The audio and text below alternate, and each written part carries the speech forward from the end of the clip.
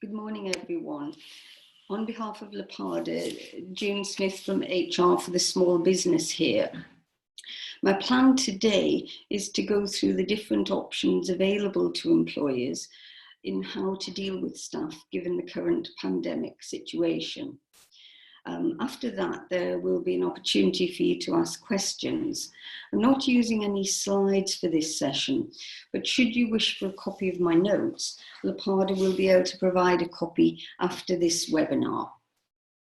So, there are many different approaches available to employers in relation to what action to take with employees during this pandemic. Businesses are affected in different ways at different times. And those differences mainly depend on whether businesses are able to continue trading either near enough normally or whether there's little business taking place, therefore little work for employees to do.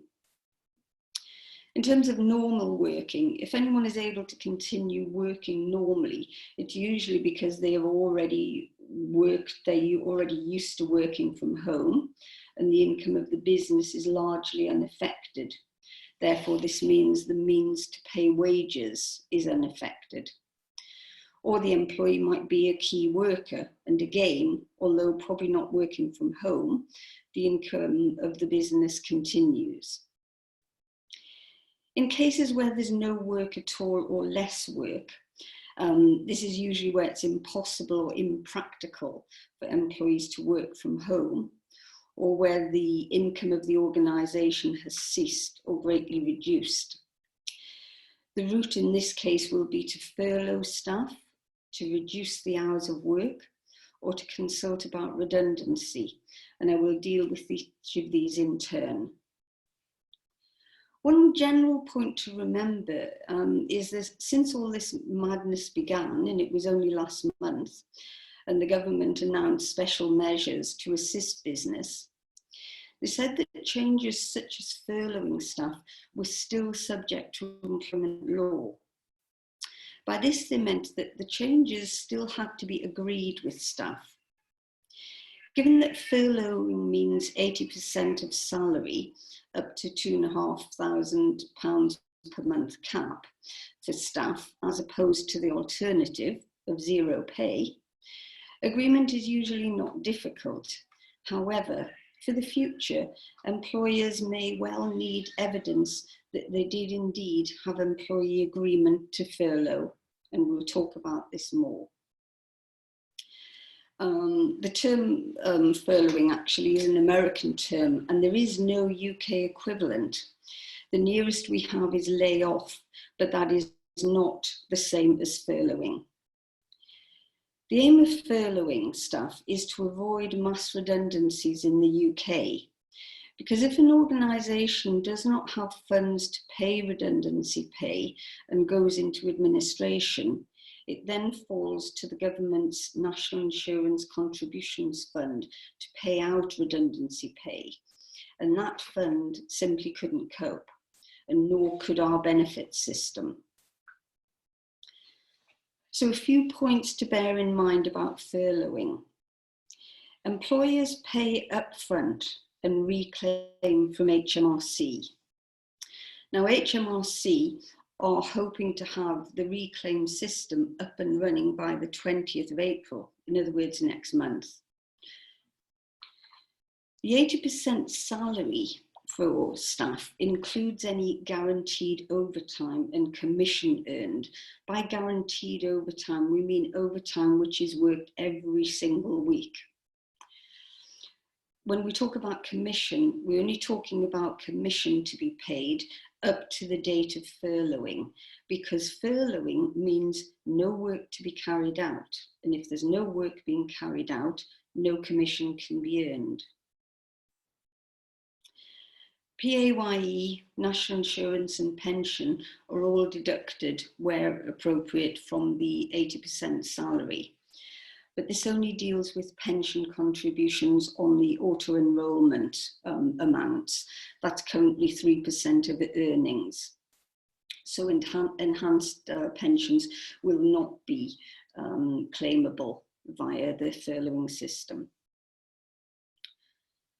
Furloughing does mean that the employee is not able to carry out any work at all for the business.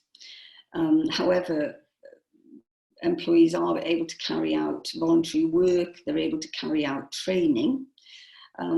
They can even work for another organisation in order to top up salaries, so long as that organisation is not linked in any way to the furloughing business. To furlough staff, it's on a basis of blocks of 3 weeks at a time. So it's perfectly possible to furlough some staff for 3 weeks and then swap and furlough other staff for another 3 weeks. It's also important to say that anyone who is currently on sick leave, maternity, paternity, shared parental leave or adoption leave, they simply remain on that leave. It's just been announced very recently that where employees have visas which state no access to public funds, they can still be furloughed because these furlough scheme funds are not regarded as breaching that rule. So that's quite useful. It's also okay to furlough shielding employees. Now, it was previously thought that they would have to go on sick leave, but that isn't the case now. So they can be furloughed along with other staff. It's important to remember as well that it's an employer's decision to furlough an employee. An employee can ask to be furloughed, of course, but it's an employer's decision, and an employer can refuse. The scheme has actually been available since the 1st of March, and this does help businesses that were affected very early. Some were very early affected, and it was also possible to backdate furloughing. So if a company is thinking people haven't been working for the last 2 weeks or 3 weeks, they can indeed be furloughed retrospectively to that date. We need to remember that an employee has to be on the payroll for an organisation by the 28th of February. Any later than that, an employee cannot be furloughed. Anyone, on the other hand, who's been chupied into a new business, as in transfer of undertakings, when one business takes over another, that can happen. New staff who've been chupied can be furloughed after the 28th of February by the transferee, the business taking over. It's also okay for employees to take holiday whilst furloughed, but holiday always has to be on full pay. So this would mean the employer has to top up the pay to 100%. That can be a good thing for the employer, because one problem we will have is staff having lots of holiday to take. So for the sake of topping up pay to 100%, that might solve problems later down the line. So how to actually furlough an employee? What I've been advising people is to telephone the individual and use a pro forma. I've already supplied one to LAPADA, and if anyone wants it, LAPADA can supply the document.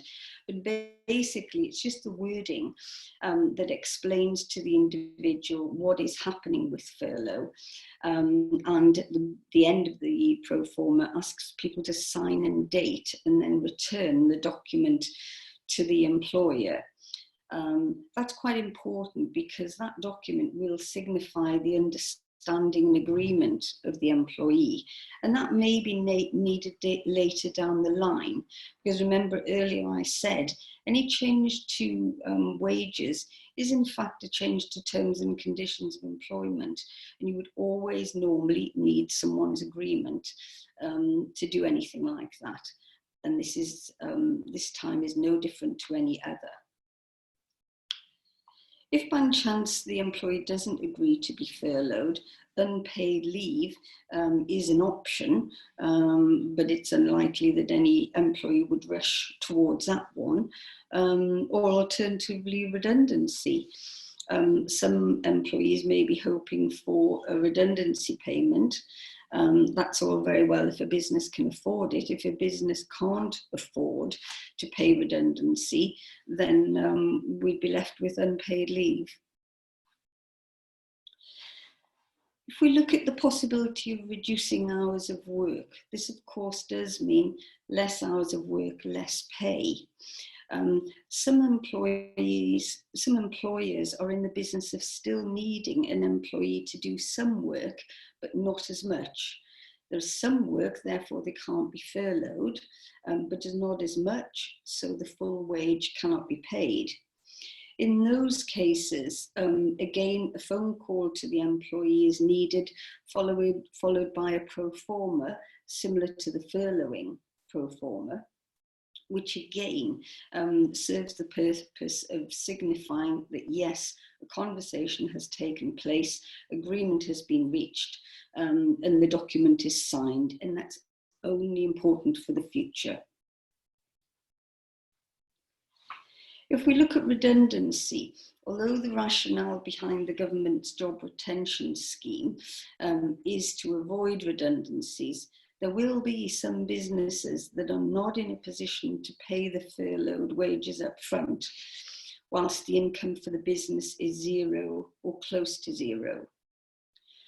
Also, some businesses will realise that they will not be easily able to reopen for trading when the time comes.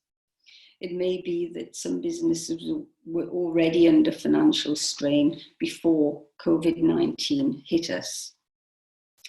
In such cases, some or all jobs will become redundant, i.e. the work has ceased or substantially diminished. So there's a few points to note here. Only staff with at least 2 years service are entitled to redundancy pay. And unless their contract of employment says otherwise, employees are paid £538 per year of service, or £807 for each of those years, the years of service over the age of 41. Despite COVID-19 and the turbulent times that employers face, it's still important to consult with employees where redundancy is being considered. This needs to happen before a final decision is taken to declare a job redundant. So I always say talk about potential redundancy and do that until the day a notice of redundancy is actually issued. Make sure a record is kept of any consultation that takes place. Handwritten notes are fine. Including any consideration about alternatives to redundancy that have been considered by you and the employee, such as reduced hours or anything like that. Just make a note of it. It demonstrates that consultation did take place. If redundancy is decided upon, remember that notice pay and accrued holiday also have to be paid to the employee, in addition to their redundancy pay. And that can be expensive when it's someone with long service. So it's best to know the cost of this in advance rather than discover further down the line that it's actually unaffordable. A few final points. In the case of any staff employed on 0-hour contracts, those staff can simply not be given any hours of work at all. That's the nature of 0 hours or variable hours contracts. Although it is actually perfectly possible to furlough staff on those sort of contracts, an employer is not required to furlough such staff. So if cost cutting is the essential name of the game, then those 0-hour staff can simply be not required to work. Incidentally, if an employer decides to furlough such employees, it's simply a case of averaging out their pay for the last 12 weeks. and that's how you work out an average wage in order to calculate 80% of that. Employees who are still within their probation period can also be furloughed, but again, an employer is not obliged to do so. Their contracts can simply be terminated during the probation period, usually giving 1 week's notice unless the contract says otherwise. And the reason for termination would be unsuccessful probation period. Another alternative is to extend the probation period on the basis that performance can't be assessed whilst there's no work being carried out. The major consideration here is going to be business finances. Whilst it might be nice to extend probation and nice to furlough staff who don't have to be furloughed, if the name of the game is reducing the outgoings of a business to the absolute minimum, ending a probation period rather than extending it will result in more of a saving. Okay, I think that's probably about it. I'm happy to take any questions, and if you would like to submit questions, I'd be pleased to deal with them. I think there's one question come in so far from Julian, and he would like to know, what about directors? So his business is a limited company, of which he is a director, and he would like to know what is best to do about himself. What are the options? Well, actually, the government have recently clarified some information about directors. And where a director is actually on the payroll, because that's the key thing, on the payroll, subject to PAYE, then a director can actually be furloughed. So that's useful to businesses. The thing to remember is that the responsibilities of directors, of course, can be in two halves. Responsibilities that are directly to do with the running of the business, the trading of the business, and those responsibilities which are purely those related to be a director. In other words, the duty of care and all the rest of it. So the thing to do would be to furlough the director with the permission of the board and get it recorded in the company, the company minutes. Furlough the director, but allow the director to carry on any duties which directly relate to being a director from a company point of view. So, but it's very important. Say if someone is responsible for doing the accounts for the business, that those duties would have to be given to another director who is not furloughed. Okay. Thank you. We've got an anonymous question that's come in around the questions, specific questions. So they would like to know, what could they do after this webinar if they have really specific questions that they wouldn't want to ask in this public forum? Is it possible to contact you and to speak confidentially about specific employees and their particular circumstances? Yes, if anyone requires advice in relation to their own business, I'd be happy to respond to calls and emails and to draft documents as required. But obviously that would be on a normal chargeable basis, as would be expected. Yeah, my contact details will actually be included on the notes. So if people request my notes from LAPADA, the details are included on it. Thank you. Thank you. And do we have any more questions before? Can't see any more that have come in yet. No, if a moment. I'm able to give a little bit more information. just whilst, if there are any more questions, but before that, I spoke earlier about layoffs. Now, layoffs in this country have mainly just affected the building trade, but sometimes layoffs in the current climate are referred to. Now, a layoff, very, very few businesses have layoff as a clause within their employment contracts these days. I think one or two of my clients have, but it's not common. A layoff, there is what they call a guaranteed daily rate, and if anyone is laid off currently, the rate per day for laying off staff is £30. So people are paid £30 per day of layoff. Now, after being laid off for 4 weeks, an employee is then entitled to apply to be made redundant.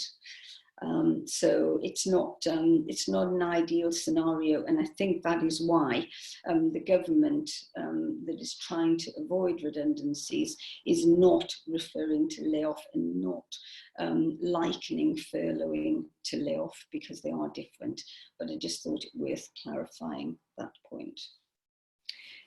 While you've been just answering that, another question has come in, and this is around fares. So this is from Linda. So she's asking, I employ 3 or 4 people on ad hoc basis for fares, all of which were planned for throughout the summer and into the autumn, looking highly likely most, if not all of those, won't go ahead now.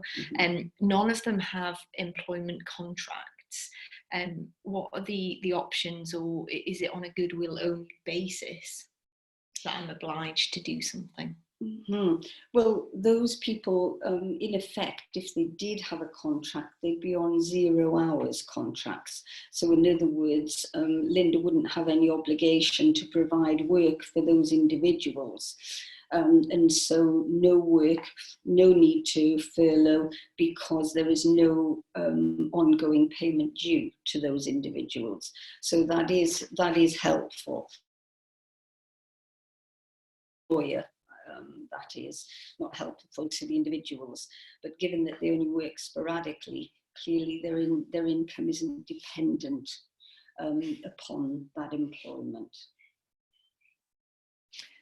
Thank you. And there's another question come in from Malcolm. With regards to the amount to be claimed, is the claim for the whole 3 months, and is the tax, national insurance and pension calculated on 80%? Or if a top-up is paid to 100%, how is this calculated? Right. The claim for the whole 3 months, furloughing is paid in blocks of 3 weeks. So it may be the intention to claim furlough from the 1st of March in some businesses, or it may be from the 1st of April, or whatever, anything in between. But it will be in blocks of 3 weeks. So Hmrc are anticipating, when they get this pipeline up and running, that's what will happen. Employers will send in claims for repayment every 3 weeks, and that the individuals may well change on the basis that I've previously explained. In terms of the 80% rule, yes, the whole amount of the 80% salary is then calculated for the purposes of NI and pensions where appropriate, and PAYE. But of course, you've mentioned about 3 months, but that is only calculated on a weekly basis and on the a maximum of 3 weeks at a time. As far as the 100%, the employer would be responsible for the extra payments. So, for example, if an employer is topping up a salary to 100%, and that obviously includes extra tax, NI, pension, then the employer will be responsible for the whole of that extra amount. So anything which is in excess of the 80%, the employer will be responsible for. Great, thank you. Don't see any other live questions at the moment. We have a few minutes left if there are any final questions. Whilst people are thinking about questions, one point to make is that that I didn't make expressly earlier is that from the start of furloughing, if an employer chooses, they can of course top up the wages to 100%.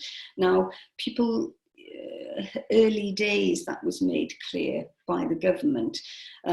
However, to many of my clients, I was saying, be very careful about doing so, because if you start off doing so and then find it's unaffordable, because none of us know what's ahead of us, then it's harder to actually reduce pay. It's easier to go with the 80%, and then if it's found later there is money available, then money can be paid to the employees, but very hard to provide something and then have to remove it at a later date. Mm-hmm.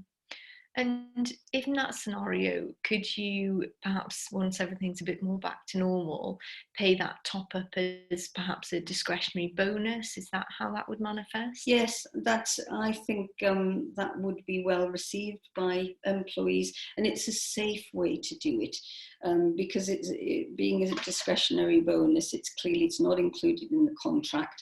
Therefore, there is no ongoing obligation to do so, and that would be, I think that would be very well received. Mm-hmm.